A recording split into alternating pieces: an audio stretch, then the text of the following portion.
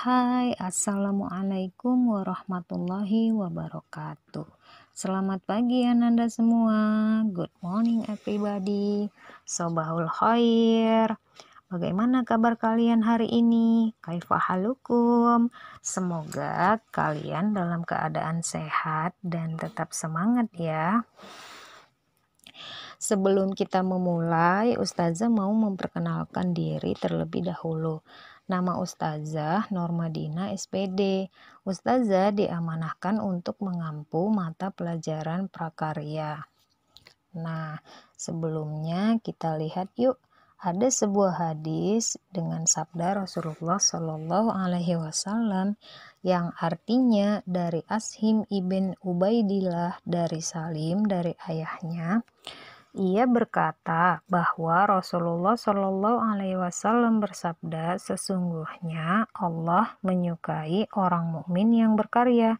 Hadis riwayat Al-Baihaqi. Berdasarkan hadis di atas, dapat kita sebutkan bahwa berwirausaha merupakan kemampuan dalam menciptakan kegiatan usaha. Kemampuan menciptakan usaha memerlukan adanya kreativitas dan juga inovasi. Kreativitas artinya kita mampu menangkap dan menciptakan peluang-peluang yang bisa kita kembangkan. Sedangkan inovasi berarti kita mampu melakukan pembaruan-pembaruan dalam menangani apa yang kita geluti. Misalnya, contoh peluang usaha ataupun bisnis dan mengikuti perkembangan zaman. Nah, sifat inovatif ini yang akan mendorong bangkitnya kembali gairah untuk meraih kemajuan dalam berusaha. Oke, itu sedikit tentang hadis riwayah ya. Nah, sebelum kita memulai pelajaran, Ustazah mau memberitahu tentang tujuan pembelajaran kita. Yang pertama, siswa mampu memahami pengetahuan tentang jenis, sifat, karakter, dan teknik pengolahan bahan kayu, bambu, dan juga rotan. Yang kedua, siswa mampu memilih jenis bahan dan teknik pengolahan bahan kayu, bambu, dan juga rotan. Dan yang ketiga, menganalisis produk kerajinan dari bahan kayu, bambu, dan juga rotan. Nah, yang terakhir, merancang, membuat, dan menyajikan produk kerajinan dari bahan kayu, bambu, dan juga rotan. Adapun kompetensi sikap yang harus kita miliki adalah jujur, disiplin, kerja keras, dan juga tanggung jawab. Oke, sampai di sini dulu untuk hadis riwayah yang Ustazah jelaskan tujuan dan juga kompetensi sikapnya. Kita lanjut ya ke materi yang berikutnya. Materi pelajaran yang akan kita bahas adalah tentang kerajinan berbahan keras. Kerajinan berbahan keras sering kita temui dalam kehidupan sehari-hari. Contoh misalnya mebel, kayu ukir, guci, ataupun patung. Kerajinan tersebut ada yang terbuat dari bahan kayu, bambu, dan juga rotan. Setiap kerajinan mencerminkan ciri khas tertentu dari suatu daerah. Selain itu, kerajinan membutuhkan pengetahuan mengenai bahan dan teknik cara pengolahannya agar tidak kesulitan saat melakukan pengrajinan. Nah, untuk itu kita harus tahu dulu apa saja yang akan kita bahas pada materi kali ini. Di Nusantara, keunikan kerajinan dari bahan-bahan yang digunakan sebagai bahan dasar sangat beragam. Misalnya tadi bambu, rotan, itu memiliki sifat yang lentur dan kuat. Tanah liat dengan tekstur elastis dan halus. Serat batang juga memiliki tekstur kasar dan berwarna coklat berdragasi. Kayu juga bersifat keras dan memiliki warna kulit, emas, perak, dan batu juga salah satu kerajinan yang unik. Produk kerajinan yang inovatif harus memiliki nilai agronomis yang meliputi kenyamanan, keamanan, dan keindahan dengan nilai-nilai fungsional, informatif, simbolik, dan juga prestise atau wibawa. Selain itu, produk kerajinan ditinjau dari bahannya juga harus memiliki fungsi benda pakai dan benda hias. Benda pakai adalah karya kerajinan yang diciptakan mengutamakan fungsinya, bukan keindahannya. Sedangkan benda hias adalah karya kerajinan yang dibuat sebagai benda pajangan atau hiasan yang lebih menonjolkan keindahan daripada kegunaan atau fungsinya. Aspek rancangan dalam produk kerajinan harus memiliki keterampilan tangan dalam pengerjaannya. Dalam merancang suatu produk kerajinan, ada beberapa faktor permasalahan yang harus kita perhatikan. Di antaranya, termasuk faktor sains dan teknologi, ada juga faktor ergonomis, faktor estetika, faktor teknis, faktor kondisi lingkungan, dan faktor ekonomis.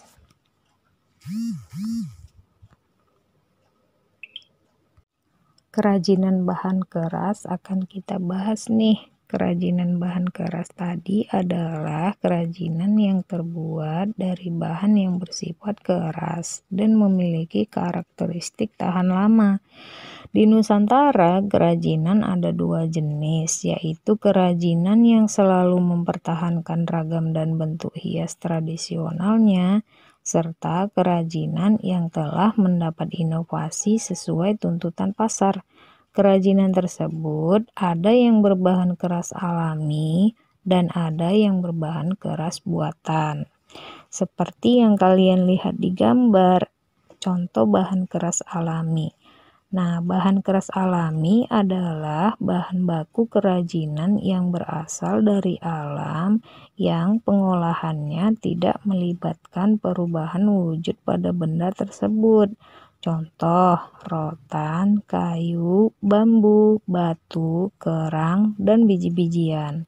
Sedangkan bahan keras buatan adalah bahan baku kerajinan yang sudah mengalami pengolahan sehingga menjadi keras. Contoh, kaca, logam, emas, perak, kuningan, tembaga, aluminium, dan juga fiberglass.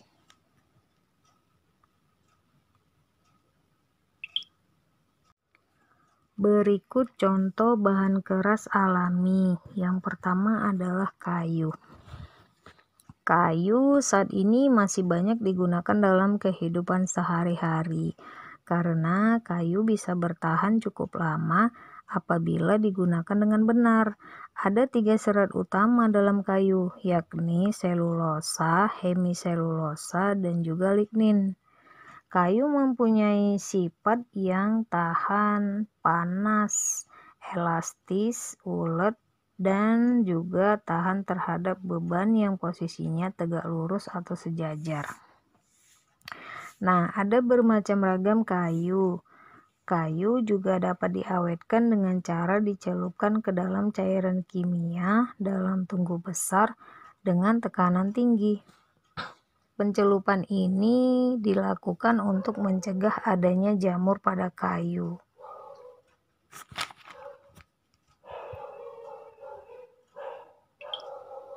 Contoh dari kerajinan kayu dapat kita lihat. Yang pertama, kayu jati. Kayu jati ini sangat terkenal karena kekuatannya dan juga teksturnya yang indah. Kayu jati biasanya digunakan untuk bahan dasar peralatan rumah tangga kita seperti lemari, bangku, tempat tidur, dan lain-lain. Indonesia juga salah satu negara penyuplai kayu jati terbesar di dunia. Adapun kualitas kayu jati yang ada di Indonesia itu sangatlah bagus, sehingga banyak juga negara-negara lain yang membeli kayu jati ke Indonesia. Yang kedua, kalian bisa lihat kayu kelapa atau gelugu. Kayu gelugu ini digunakan untuk bahan membuat kanopi teras dan juga rangka atap. Kayu gelugu biasanya dibuat menjadi kanopi ekspos yang lebih baik untuk melapisinya dengan cat akrilik agar seratnya tetap terlihat. Yang ketiga ada kayu kamper. Kayu kamper ini jenis kayu yang sering digunakan untuk bahan membuat kusen pintu ataupun kerangka jendela. Nah, walaupun kayu jenis ini tidak lebih kuat dari kayu jati, tetapi kayu ini juga sering digunakan untuk peralatan furniture seperti tempat tidur dan juga lemari. Alasannya karena kayu kamper ini tidak disukai oleh rayap ataupun serangga. Nah, dengan demikian kayu akan lebih awet daripada kayu jati. Oke, selanjutnya ada kayu bengkirai. Kayu bengkirai ini adalah kayu yang juga sering digunakan untuk bahan bangunan. Kayu ini lebih sering digunakan sebagai bahan dasar pembuatan bangunan eksterior. Nah, kenapa? Karena kayu bengkirai ini lebih kuat, awet, dan juga tahan dari berbagai cuaca. Oke, berikutnya ada bambu. Bambu digunakan untuk membuat berbagai bahan baku kerajinan. Bambu mempunyai sifat bentuk batangnya yang relatif lurus. Batangnya seperti pipa beruas-ruas, lentur, dan juga mudah dibelah atau dipotong. Seratnya elastis. Nah, bambu juga bisa menahan beban tarik, beban tekan, geser, dan tekuk, serta ramah lingkungan dan juga tidak polutif. Bambu ini biasanya diawetkan menggunakan cara kimia atau kita kenal dengan metode tangki terbuka.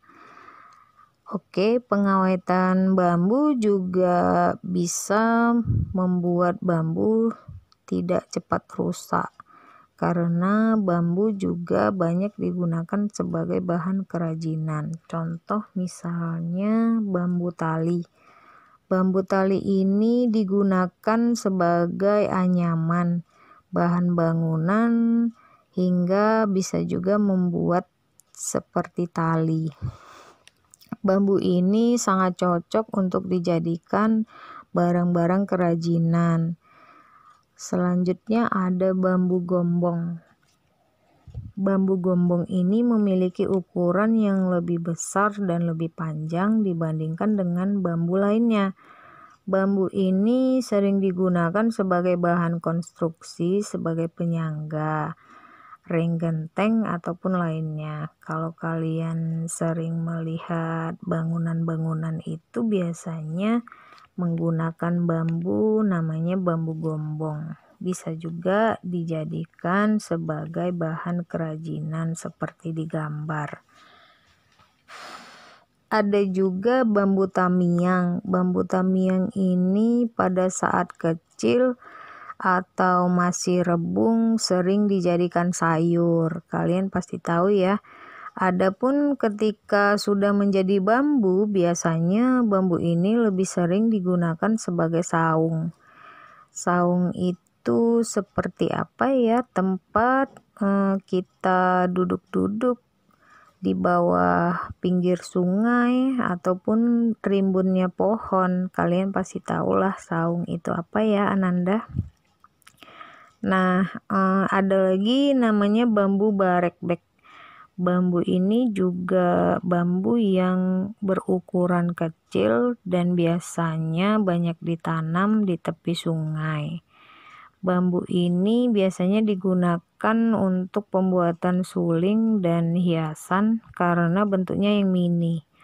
Nah, meskipun begitu, masyarakat juga banyak menggunakan bambu ini sebagai tempat jemuran. Oke, Ananda, kita lanjut ya. Selain kerajinan bambu, ada juga kerajinan rotan. Kerajinan pada rotan ini memiliki karakteristik yang unik loh, karena biasanya rotan itu panjang batangnya bisa mencapai 100 meter lebih loh.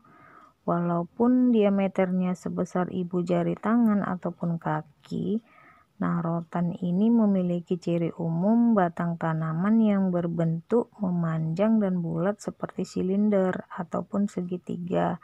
Bila dibelah, bagiannya akan menjadi setangkup. Nah, rotan yang baik itu biasanya berwarna hijau daun. Rotan yang cocok untuk bahan baku pembuatan mebel seperti sandaran kursi dan berbagai bentuk keranjang. Ada lagi kerajinan batu. Nah, jenis batu yang banyak digunakan untuk kerajinan adalah batu hitam yang keras dan batu padas berwarna putih atau coklat yang lunak. Teknik pengolahan pada batu banyak menggunakan teknik pahat dan juga ukir. Jenis batu untuk kerajinan terbagi menjadi 3, yaitu batu lava, sedimen, dan juga metamorfis. Kerajinan yang dihasilkan seperti aksesoris, pelengkap busana, dan penghias benda.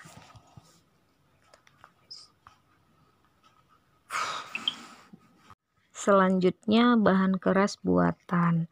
Bahan keras buatan adalah bahan baku kerajinan yang telah mengalami pengolahan sehingga menjadi keras.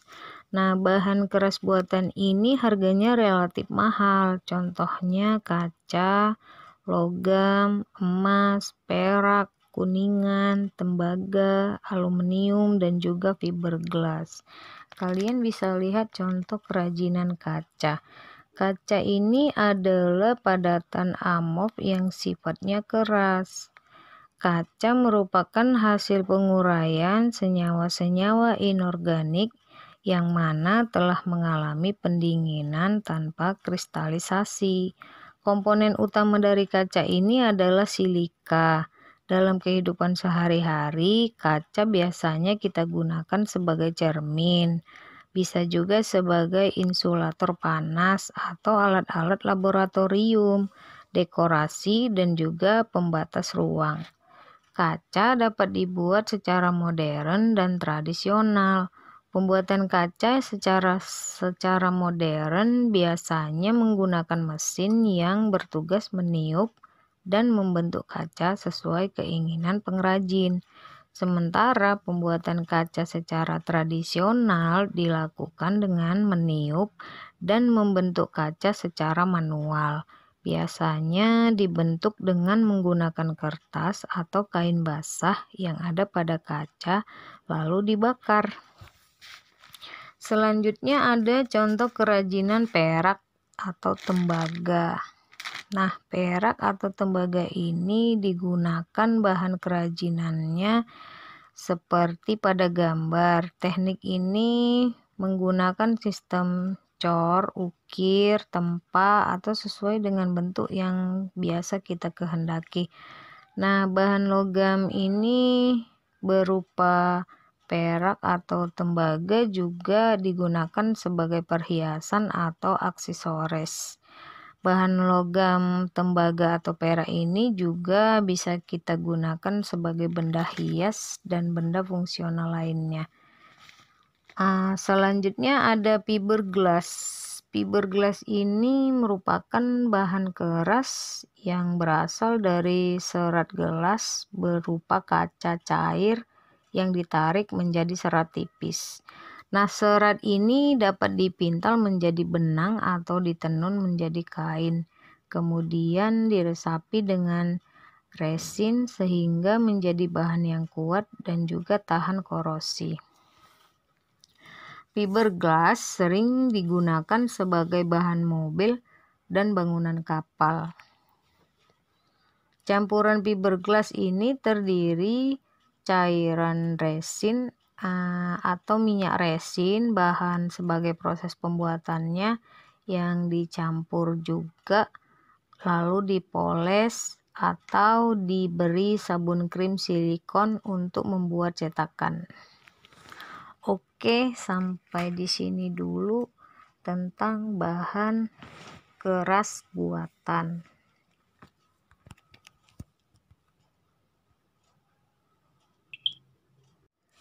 Ada beberapa teknik dalam pengolahan kerajinan. Yang pertama ada namanya teknik ukir tekan. Teknik mengukir tekan ini adalah teknik membuat hiasan di atas permukaan plat logam tipis dengan ketebalan sekitar 0,2 mm untuk plat logam kuningan dan plat logam tembaga sampai dengan 0,4 mm. Alat yang biasanya digunakan untuk ukir tekan ini adalah tanduk sapi ya ataupun kerbau yang dibentuk sesuai dengan kebutuhan ukir tekan. Jika tanduk sulit didapat, bisa menggunakan bambu ataupun kayu. Cara menggunakan alat ukir tekan ini dengan menekan permukaan benda, kemudian membentuk sesuai motif dari gambar yang sudah kita rancang atau kita tentukan. Ada lagi namanya teknik bubut. Teknik bubut ini dalam pekerjaannya memerlukan alat pemotongan yang berfungsi untuk mengiris, menyayat, menggaruk, dan membentuk benda yang dipahat. Nah, teknik bubut ini akan menghasilkan karya kerajinan yang simetris, bulat, dan rapi. Contoh dari karya kerajinan ini adalah asbak kayu, vas bunga, dan lain-lain. Selanjutnya ada teknik anyam. Teknik anyam ini adalah seni kerajinan yang dikerjakan dengan cara mengangkat atau menumpang tindihkan dan menyilang-nyilangkan bahan sehingga menjadi suatu karya anyaman. Bahan keras dari karya kerajinan yang dapat menggunakan teknik anyaman ini adalah bambu, rotan, dan juga plastik. Yang terakhir ada teknik ukir. Teknik ukir ini merupakan salah satu benda-benda yang diberi ukiran bermotif geometris seperti tumpal, lingkaran, garis, zigzag, segitiga, dan lain-lain. Nah, umumnya ukiran tersebut selain sebagai hiasan juga mengandung makna simbolis dan religius. Dilihat dari jenisnya, ada beberapa jenis ukiran yang antara lain ukiran tembus atau kerawangan, ukiran rendah, ukiran tinggi atau timbul, dan ukiran utuh. Oke, itu mengenai teknik pengolahan kerajinan. Nah, selanjutnya adalah mengemas produk dan proses berkarya. Kerajinan bahan keras kemasan itu dibuat dengan memperhatikan jenis bahan produk kerajinan dan bentuk produknya. Adapun langkah-langkah yang harus kita perhatikan untuk membuat suatu kemasan adalah yang pertama kita harus membuat desain dulu terhadap kemasan. Yang kedua menyiapkan tempat, bahan, dan peralatan. Yang ketiga melakukan proses kerja sesuai prosedur. Dan yang terakhir membentuk kemasan seindah dan sekreatif mungkin. Untuk berkarya kerajinan produk ini ada beberapa tahapan perancangan, pembuatan, dan penyajian. Adapun persyaratan dalam perancangannya, yang pertama menentukan bahan material produksi, pengelolaan sumber daya usaha, menentukan fungsi dan kualitas produk kerajinan, dan menentukan teknik produksi. Kita bisa lihat contoh gambar lukisan kaca. Nah, pembuatan kerajinan dari bahan keras ini, tahap pembuatan kerajinannya perlu dipersiapkan terlebih dahulu. Peralatan dan bahannya. Setelah peralatan dan bahannya tersedia, maka langkah selanjutnya yaitu mulai pembuatan. Contoh dari kerajinan kaca ini adalah pembuatan kerajinan yang menampilkan lukisan di atas media kaca, biasanya disebut dengan lukisan dekoratif. Oke, sekian dulu penjelasan mengenai bahan keras berupa kayu, bambu, dan juga rotan. Selanjutnya akan Ustazah sampaikan di video berikutnya. Baiklah Ananda, bagaimana jika kalian belum memahami penjelasan dari Ustazah, kalian boleh bertanya langsung ya, ataupun kalian boleh mempraktekkan bahan-bahan ataupun kerajinan dari kerajinan berbahan keras. Untuk itu Ustazah sudahi dulu pertemuan pada video pembelajaran kali ini. Semoga kalian selalu dalam keadaan sehat dan tetap semangat. Assalamualaikum warahmatullahi wabarakatuh.